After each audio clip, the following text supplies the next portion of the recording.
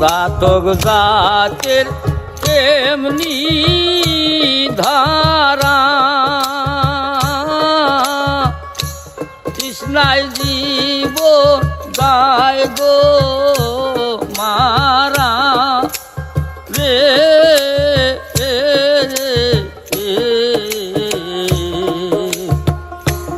অন্য পানি